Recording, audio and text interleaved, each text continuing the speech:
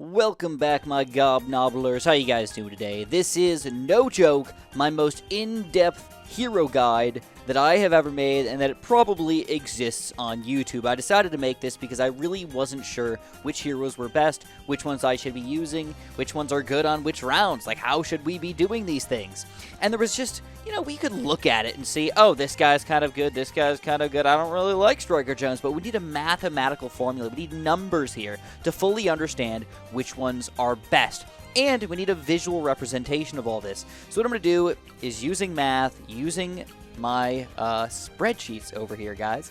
We're going to go through all the different heroes here while watching them and show you the math behind which ones are the best heroes and which ones are the worst heroes. And it does depend a little bit on rounds here. Now, the only one that I'm excluding from this entire thing, basically, is Benjamin. Because he's not really a damage doer, like at all. He's just a support tower. He just literally makes you money. So there's really no point for me to include him on here.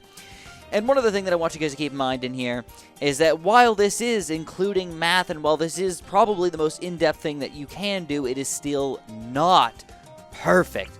Alright, there's certain heroes that are going to be sort of skewed one direction or the other because obviously they might work by powering up other towers. In this example, powering up magic monkeys. In this example, powering up other cannon towers or mortars and cannons. So some of these guys are sort of support towers and not necessarily damage doers by themselves, but these are the numbers for doing damage by themselves. So without further ado, let's jump into this action. Alright, boys, there's a lot on the screen, there's a lot going on. Obviously, what you can see right here is we have 4 of the main heroes that we normally would play with. These are the 4 intro heroes that came with the game, and I felt like it was fitting to at least show them all on the screen at the same time here. We're currently playing round 15, and what I want you to see is that we are using our abilities. We are using every advantage that we could have, and what I'm going to do is I'm going to play the 4 basically toughest rounds, or 7 kind of toughest rounds, or rounds that I think are a good understanding of whether or not our hero is good. So starting off round 15, very difficult round. We're going to lose a lot on round 15 in most levels. Those pink balloons, on top of all the yellow balloons that are already in existence, are just difficult. Then, moving on to round 31 here. Obviously, a lot of balloons. We got regen balloons coming out at the very end over there, and there is zebra aspect to them as well. Moving on to round 50, this is the first round where we've got 2 Moab-class balloons. I felt like it was fitting for us to play against some Moab-class balloons to see if these heroes have any Moab power whatsoever. And I'm not really going to explain what's going on, and I want you guys to look for yourself, alright? Look for yourself, because all of this stuff is going to happen fast, but at the end, we're going to go over the numbers. And I think that's the most important part for us here, guys. So, everybody's kind of having trouble with Moab-class balloons. Nobody's good against Moab-class balloons.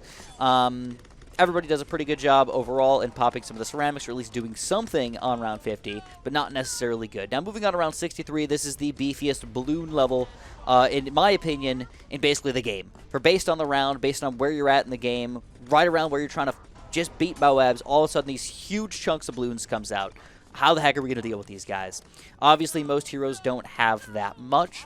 Gwendolyn's easily taking these guys down. You'd think that Striker Jones would be absolutely beastly here, but he actually doesn't do that great of a job. Kind of surprisingly. He's supposed to be like a grouped pop and power tower, but he doesn't really do it very much for me. The one that's been surprising me the most so far has been Quincy. He's overall just been pretty good.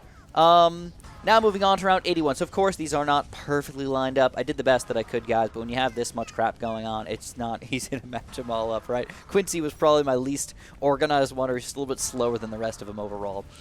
But here's where you're going to see that abilities are really coming into play here. Like Oben, he wants to pop them trees down. He wants to suck up them balloons, but, of course, RNG here, guys. Open puts his thing down in the wrong spot. Gwendolyn's trying to throw her cocktails down. They're not necessarily going the right spot here. I did include RNG in the game here, so these might be slightly different numbers if the RNG was kind of going perfect for one hero or unperfect for another. Something, again, I want you guys to keep in mind here. But overall, it should be a pretty good representation because we're testing them 7 different rounds here. It's not like we're just doing it one time. We're doing 7 different rounds here. Moving on, we've got round 93. And again, if you guys want to press that like button for me, if you guys want to press that subscribe button for me, please do that. This was a very difficult video to make. I really appreciate when I make high-quality stuff that you guys at least pay me back with a nice little like or a nice little subscribe for me. So thank you so much for doing that. See, round 93, pretty much all of our heroes just struggle again, man. Nobody does a good job against these guys. And then finally, last but not least, round 98 here. You can see that one thing that's really keeping Quincy alive here is that both of his abilities can attack both balloons and Moab-class balloons here, and that's able to give him a lot of extra damage over here. The last thing I do want to say, which you guys might not have noticed throughout the rest of this, is that I have been leveling up my heroes, and I've been leveling them up accurately based on the number of experience that they should have based on that round. So they are leveled up to the right amount of experience, all right? They're all going to be the same amount for these 4 heroes, but moving on to other heroes, they will not have the same experience. So I want you guys to keep that in mind for sure. Captain Churchill, in particular, does not go up to level 20 by the time he gets to round 98 like the rest of them. I don't even think he makes it to level 16 even. All right, here's our second bundle of heroes here. I should have just tested Benjamin just so I could get rid of the black bars on the side there, but he just would have been so bad, it wouldn't have been worth it. But again, we're testing all of these guys around on those same 7 rounds here. Round 15 starting off. You can see Azili actually struggling the most so far. She just does decent group damage and decent damage to balloons, but just overall the popping power is just not that good. So Captain Churchill absolutely dominating, which is something to be sort of expected at this point. He's a 2,000 cost hero over here. You expect him to be a little bit better than these $600 or $800 cost heroes, right? So that's something to keep in mind, but as we level up, as we go later on in the game, will he still keep up? Will he still catch up to these other heroes like we currently have? One thing you're noticing is I do speed these guys up a little bit and you know, make sure that they're all sort of going at the same rate, because sometimes we stun some top balloons or stun some Moabs, keep them on the screen for a little bit longer. It doesn't necessarily mean they're doing a better job if you see more balloons get stopped right now. It just means that they could get stunned or be coming through later on. So you really have to look at the numbers after all this is said and done, all right? So, overall, I mean, it's just interesting to see how these guys are all playing out. You never really get to see them on the same rounds, in the same certain circumstances, fighting against these guys. So this is a really good understanding of how good these heroes are in the game, right? At least just for a visual reference, seeing how they do. I think I was overall most surprised, again, by Captain Churchill, doing a very good job against these ceramic balloons right here. Almost no problem, in my opinion. Azili, again, just suffering right there. Just, oof. Man, that was not good. Not good at all. You basically popped no ceramics in that entire round. The only reason you got anything popped there was because you got some lead popping power right there. All right, moving on to round 81 here. You cannot see it on Captain Churchill there, but I promise you guys they're all the same rounds here. Don't just believe me. Just trust me. I don't know, maybe you shouldn't, but just trust me here, all right? I got it all down, all right? If you really need to see the reference, I'll get it up for you. But again, nobody's dominating the balloons. That's one thing I want to point out here. A hero by themselves cannot just all-out kill every balloon on the screen on most rounds. All right, round 63, round 81, round 93, man, these are difficult rounds for us in most situations. We're not just going to power through these guys with our single hero, even in a good spot, even on a good level here, a fairly easy level. They're still going to struggle. You need them support towers to make sure they're going to do a good job. One thing you're going to notice here is I don't think any hero that I had did a good job against DDTs. I wanted to keep them in there. I wanted to give them at least a chance with a decent group of DDTs over here. But overall, they just absolutely suffered against those guys. Nobody did good. And I guess that's just something to note here. Heroes don't kill DDTs very well, no matter who you are. Azili absolutely dominating round 81, and then round 98, though. You would think she would just absolutely dominate with her ability over here, but not quite as much as you would think. She actually ended up attacking the Oh My God instead of the BFBs, and that's why round 98 ended up actually being more difficult than it should have been. I think with Azili's ability attacking the right balloons, attacking the BFBs, she would have been able to pop a lot more balloons, just insta-killing all the reinforced BFBs. At the end, Oh My Gods are not that big of a deal, or at least not that many balloons for us to pop over here. So it seems like targeting may end up being something that we have to think about here as well, and how good these towers actually are. Will they just target wrong in certain situations? Will they do something that we don't want them to do? So after that is all said and done here, now it's on to the numbers. So now it's time to get a little bit nerdy. Alright, so these are the numbers. They may look like a giant pile of crap. So let's explain what the heck this means, and how you could maybe use this to your advantage. So this was the round number that we were playing on, round 31, 50, 63, 81, 93, and 98. Of course, there are tons of rounds in between there, and this does not necessarily mean that they're going to do this many pops exactly in between any of these rounds. These are just the rounds that we tested today. 7 rounds I thought was a good sample point for us to use today. And I think it's a fairly accurate representation of what kind of popping power these guys are going to do. So Quincy, believe it or not, 149, 408, 781, 5,000, 6,000, 30,000, 36,000, and 203,000 for a total of 277,000. All right? So what's interesting about all of this is that, believe it or not, Quincy, after 7 rounds, is going to get the most pops in total out of every other hero in the game. But I do have to leave a little caveat here. If you take away this 203,000 and you just add it into the average over here of 125,000, he gets way, way different. He's not going to be overpowered, unstoppable anymore. He's going to be just kind of an average hero here. So this last number here is really going to make a large difference in our total pop count. But you can compare him across the board in pretty much every single way. For round 15, what we're going to notice is most of our main heroes here are able to pop just about every single balloon on round 15. Azili was the only one that was very weak in the early part of the game. Same thing with round 31 here. Most heroes were able to do most of the damage on round 31 here. I even had one weird thing here, which is there's only 406 balloons on round 31, but Quincy ended up getting 408 because he popped a regen balloon, even though he lost lives. So I thought it was kind of interesting that they still gave him the pop count for that, even though he didn't get the, even though that's like more balloons that are already in the game. I don't know how it worked, but it just happened. All right, I didn't mistake this number. That is the correct number. Another thing you'll notice here is that Striker Jones, not that bad actually, and Azili just sucked. Again, tanked. Early game Azili does not seem like the best hero in the game at this point. Yet. Round 50, though, we've got something very interesting here. Quincy just kind of suffered.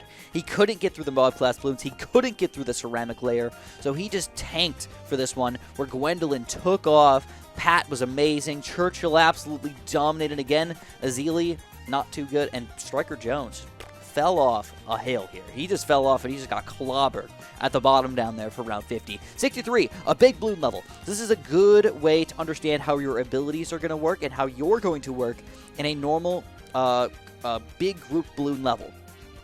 Quincy does okay. Gwendolyn does phenomenal. Open does pretty good, actually. Striker Jones, he's supposed to be a group popping power tower man, and he sucked. Pat, not too bad, surprisingly. Churchill dominated. Popped almost all of the balloons here at 10,500 pops. And Azili, again, just sucking it up. Oh my god, Azili. You look so bad right now. But wait, that's why we test all the rounds, not just the early game rounds. Moving on to round 81 here. This is the first big BFB level here. And we got 30K, 20K, 20K, 20K, 10K, 26K, and 35K. So, kind of a good interesting numbers here, basically. Just a good split. Mostly around 20-something. But Pat not doing very well, even though he's supposed to be pretty good against, Moab class balloons here. And Azili dominating because she was able to use her ability properly, finally. She's really good against the same type of grouped BFB or even Zomagog class balloon if you've got other towers able to attack them or something like that. Round 93, again, a pretty tough level here, but 36,000, 34,000. One thing you're noticing here is that Quincy and Gwen's pop count, I thought were very similar across the board here. They didn't really do anything too different besides right here in this last round, and that was because Quincy, for some reason, just dominated compared to everybody else. A level 20 Quincy just seems like he's a very good hero, guys. Those explosions are pretty beastly in taking down a lot of the balloons and still doing damage to grouped Moabs and everything that are already on the screen for you. But again, 93, kind of 20s, 30s, 20, 20, a little bit slower down here. Even Churchill didn't do that well. Didn't do as well as Gwen or Quincy. Again, surprising that Churchill, and it's because his level was not that high. I think he was only level 13 at this point compared to everybody else, because that's the amount of experience he would have got, where everybody else was level 19, I believe. almost 20 by round 93. And then Azili, 49k over here. Again, just absolutely dominating everybody. You can see she's finally getting into her zone here. Late game popping power. She pops them up. She pops the BFBs. That's her job. She doesn't pop low-level balloons over here, guys. And finally, last but not least, round 98. Again, the biggest balloon level in the game. Quincy somehow did great. I don't really understand how, but he did great. And this is where the discrepancy really comes in the total pop count in the end here that makes Quincy actually become the best hero in the game kind of all around. He's good early game. He doesn't really lose too much of his edge in the middle of the game. I mean, right round 63 and round 50 was pretty bad, I'll admit it, but not horrible either. Most of it was that he couldn't pop through the ceramic layer. And at that point, if you got other towers kind of working with him, he can do a great job.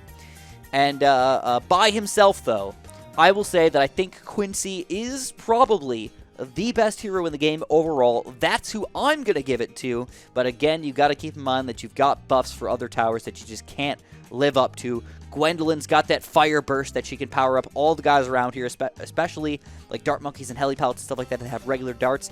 Extremely, extremely big power-up buff for her. Oben's powering up all magic monkeys around him, so ninjas and wizards are super duper powerful around him. Even super monkeys too, man.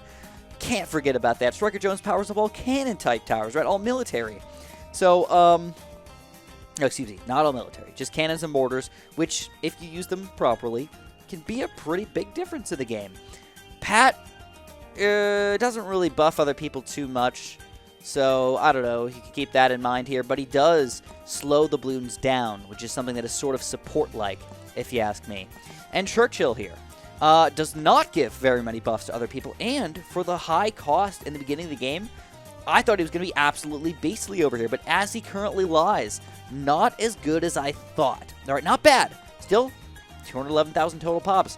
Good kind of pop count all around here. Every single round, he's in the top few here, or in the top pop counter the entire time. But his total pop count still does not dominate anybody because he's just kind of average all across the board here. And then Azili, again, last but not least, terrible early game. She's not an early game hero, but you got to keep her on the board to kind of get her going. She can pop all types of balloons, which is pretty nice. But does, of course, get amazing in the end game here, guys. Absolutely delicious amounts of pop counts over here. And this is not going to give up. You know, keep in mind, every round between 81 and like 99 has big groups of BFBs and everything. You're probably going to use that ability almost every single round, and she's going to be good. A good late game hero here if you use her abilities properly.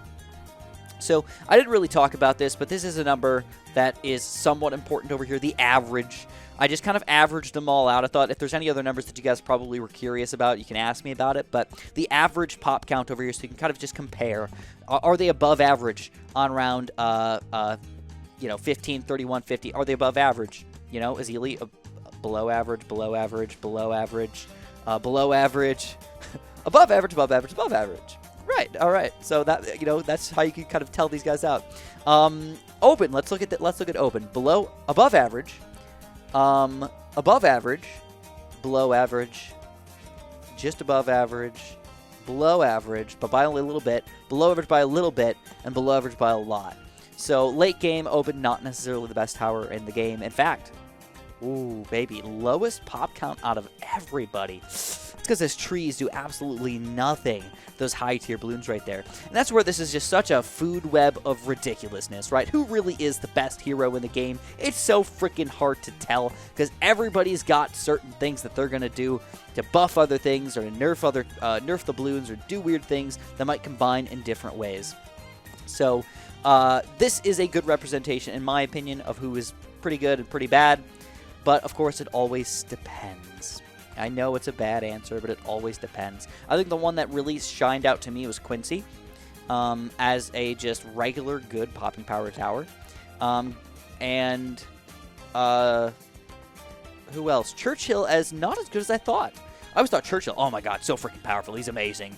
But he just doesn't level up fast enough to be a reasonable hero in the game unless you're getting like some sort of really nice submarine power-up or something like that. He's probably not going to level up fast enough to make this worthwhile at all.